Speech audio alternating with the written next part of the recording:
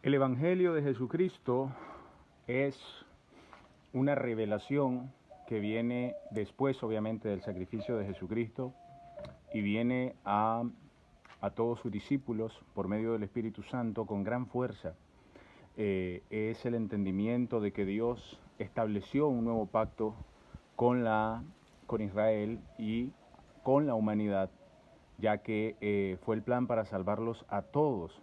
Y es la voluntad de Dios Padre que todos se salven, pero sabemos que esto no va a ser así, porque las personas se van a rehusar a creer.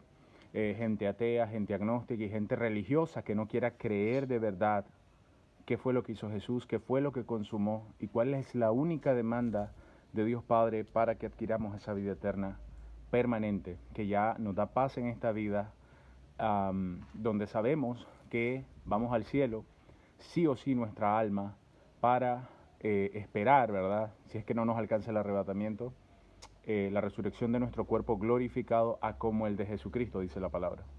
Entonces, el Evangelio real le da total paz al ser humano ya en esta vida, porque ahí es donde sabemos que ni la muerte, como dice su palabra, ni la vida, ni principados, ni ángeles, ni potestades, ni ninguna otra cosa podrá separarnos del amor de Dios que es en Jesucristo. ¿Por qué? Porque precisamente entramos a ese amor, porque Jesucristo, el perfecto amor, echa fuera el temor, de donde el que teme no ha sido perfeccionado en el amor. Y este es el punto. Creer en Jesucristo, pero seguir con miedo, o seguir intentando completar el trabajo, o seguir intentando mantener la dignidad, es precisamente no haber sido perfeccionado en el amor, es seguir con miedo, porque la persona no ha comprendido qué fue lo que vino a hacer Jesús. Jesús vino a reemplazarnos, a sustituirnos de forma total delante de los ojos del Padre. Y si Él nos reemplaza de forma total, a quien Dios Padre va a tomar en cuenta para juzgar a un ser humano, es a Cristo si el ser humano cree en Él. O sea, si el ser humano no se rehúsa a entender que Jesús pagó los pecados totales de su vida. Jesucristo vino a vivir existencia por existencia, así de simple, vino a pagar los pecados totales del alma humana.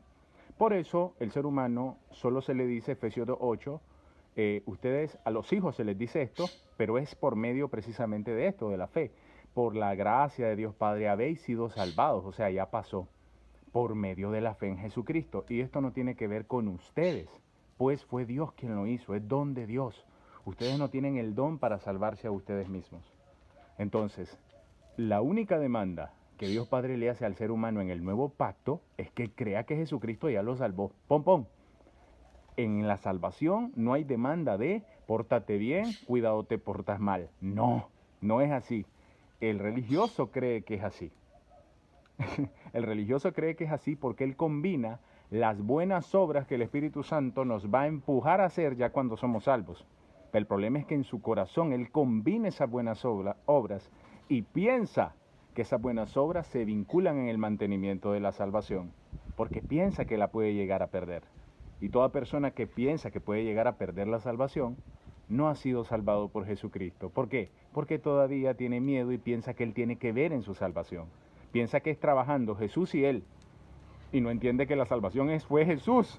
Fue un trabajo de Jesús, donde Jesús te agarró como un niño chiquito, te puso en una silla y te dio un juguito. Eso fue lo que hizo Cristo. Pero si no lo crees que así fue, serás condenado, dice la palabra. El que cree en el Hijo de Dios tiene vida eterna.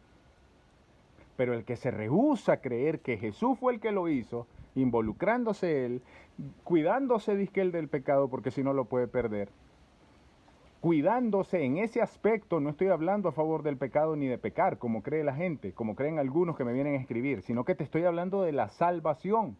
Dios no te puede aceptar una fe de salva, una fe falsa, donde tú creas que es Jesús lo hizo, pero ahora me lo mantenés. ¿Por qué? ¿Por qué? Porque estarías diciendo que el trabajo de Jesús fue mediocre y te necesitan a ti mediocre o a mí mediocre para terminarlo. Entonces eso es una blasfemia. Jesús no nos necesita a nosotros, Jesús nos viene a salvar. Nosotros somos los que lo necesitamos. Entonces la salvación, la vida eterna es solo por creer, por eso la minoría es salvo. Si la iglesia es pequeña, la iglesia es súper pequeña, no quieren creer que es así. El poco de personas cristianas que te vas a hallar siempre te van a decir, sin santidad nadie verá al Señor. El que persevere hasta el fin será salvo. Si me amáis, guardad mis mandamientos y cosas así. ¿Por qué? Porque todavía involucran sus obras. No comprenden que lo que están diciendo es que involucran en su corazón sus obras para mantenerse, disque, en la salvación. Y creen todos los versículos en su lógica que piensan que a lo mejor está diciendo que la cuides o que no la descuides. Ellos piensan que es eso, que la pueden perder si pecan. Entonces Jesús no venció al pecado. Eso es lo que no están comprendiendo. Lo que están diciendo es que el pecado todavía tiene poder para condenar al alma. Jesús no lo mató, como dice la palabra. O sea, está blasfemando. Por eso la palabra es estrictamente, si te rehusas, se me está quemando esta vaina. Si te rehusas a creer, no verás la vida. No verás la vida. ¿Por qué? Porque no querés creer que Jesús ya te salvó del infierno y del lago de fuego hace 2000 años. Eso es lo que no querés creer. No querés creerlo. El Evangelio es una buena noticia, simplemente una buena noticia. De otra manera, no sería una buena noticia. Una buena noticia es que Dios te diga, ya resolví el problema, mi hijo, mi hija, ya resolví el problema. ¿Me vas a creer? Vas a creer que yo ya te di vida eterna, que ningún pecado después de que vos creas de verdad en Jesús puede volver a condenarte. Aún sabiendo que yo te digo que no reine el pecado en tu cuerpo mortal, Romanos 6. No presentes tus miembros a la injusticia. Pecarás para que la gracia abunde. Sabes que mi gracia es gracia absoluta. El pecado ya no tiene poder, pero vas a vivir en los vicios del pecado para estar destruido en la vida. ¿Vos crees que eso es lo que yo quiero para vos? Eso es muy diferente a estar diciendo que tu santidad va en la salvación. Tu mediocre santidad, mi mediocre santidad, comparada con la de Jesucristo, por supuesto. Al que no conoció pecado, Dios Padre lo hizo pecado por nosotros, siendo inocente, para que fuéramos justicia de Jesús, para que fuéramos justicia de Dios Padre en Jesucristo.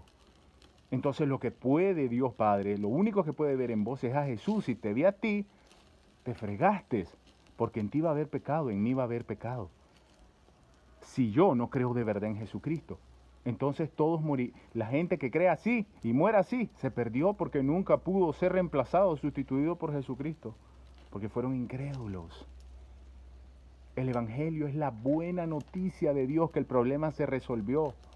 Si Dios te deja fugas en la salvación, si Dios te deja formas de que la perdás, no es una buena noticia, hermano, hermana, es una mala noticia. Y Dios no te va a dar una mala noticia, Dios no es mediocre. Dios no hace trabajos mediocres como lo podemos hacer nosotros, que dejamos mal algo y se fregó. Dios no. Si no le damos la gloria total, no lo recibís porque no querés creer que fue así. Y no querés creer que Él te amó a ese punto, que es lo peor. En esta cuenta te explico el Evangelio, la información más importante de tu vida. Jesucristo murió por nuestros pecados. Resucitó al tercer día, 1 Corintios 15. Todo el mundo lo vio. Y esa fue la prueba de que venció al pecado.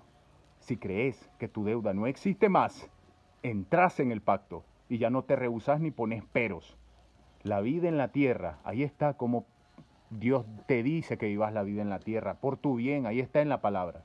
Pero eso no tiene que ver nada con la vida eterna.